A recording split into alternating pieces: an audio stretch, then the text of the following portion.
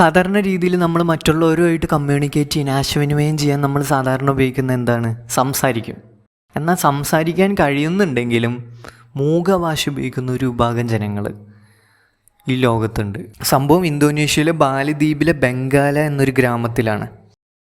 ഇവർക്ക് സംസാരിക്കാനൊന്നും ഒരു ബുദ്ധിമുട്ടുമില്ല. പക്ഷേ ഇവരെന്ത് ചെയ്യും?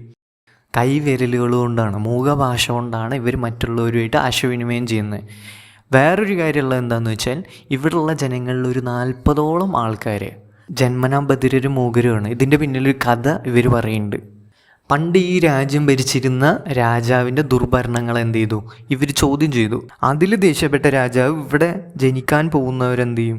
ബധിരരും മൂകരും ആവട്ടെ എന്ന് ശപിച്ചു. ഇതാണ് ഒരു കഥ. ഇത്രയും പേര് ബധിരരും മൂകരും ആവാൻ കാരണം ഒരു ജെനറ്റിക്കൽ പ്രോബ്ലം ആണെന്നാണ് സയൻറ്റിഫിക്കലി പറയണത്. ഇത് വെറും ഒരു മൂകഭാഷ മാത്രമല്ല, ഈ ഭാഷയ്ക്കൊരു പേരുണ്ട്, ഖാട്ട കൊലോക്ക്. നാട്ടിലെ വിശേഷങ്ങൾ, വ്യക്തിപരമായ കാര്യങ്ങളെല്ലാം ഇവർ കമ്മ്യൂണിക്കേറ്റ് ചെയ്യണം എങ്ങനെ? ഈ മൂകഭാഷ ഉപയോഗിച്ചിട്ടാണ്. എന്തിന്? ഈ സ്ഥലം കാണാൻ വരുന്ന വിദേശികൾ അല്ലെങ്കിൽ ഇന്തോനേഷ്യൻ്റെ പല ഭാഗത്തുനിന്ന് വരുന്ന ആൾക്കാർ, ഇവരോടൊക്കെ അവർ കമ്മ്യൂണിക്കേറ്റ് ചെയ്യാൻ ഉപയോഗിക്കുന്ന രീതി എന്ന് പറഞ്ഞു കഴിഞ്ഞാൽ ഈ ആംഗ്യഭാഷ തന്നെയാണ്.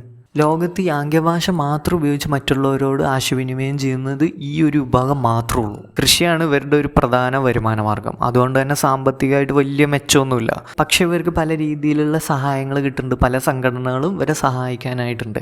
മറ്റൊരു പ്രത്യേകതയും കൂടി ഇവർക്കുണ്ട്. ഇവിടെയുള്ള ആരെങ്കിലും മരിച്ചു കഴിഞ്ഞാൽ ശവസംസ്കാര ചടങ്ങുകൾക്ക് ശേഷം മരണാന്തരം ഉയർത്തെഴുന്നേൽക്കുമെന്നും പുനർജനിക്കുമെന്നും ഇവരുടെ ഒരു വിശ്വാസം. അങ്ങനെ ഒരു വിശ്വാസമുണ്ട് ഇവർക്ക്. അതുകൊണ്ട് തന്നെ ചടങ്ങിൽ പങ്കെടുക്കുന്ന ആരും ഇവിടെ കരയാറില്ല. കൂടാതെ മൃതദേഹത്തിൻ്റെ തലയ്ക്ക് സമീപമായിട്ട് ഒരു കണ്ണാടിയും കൂടിയും പ്രതിഷ്ഠിക്കും. അതിലൂടെ അവർക്ക് അടുത്തൊരു ജന്മം കൂടിയും കാണാൻ കഴിയുമെന്നാണ് ഇവരുടെ ഒരു വിശ്വാസം. ഓരോ വിശ്വാസങ്ങൾ.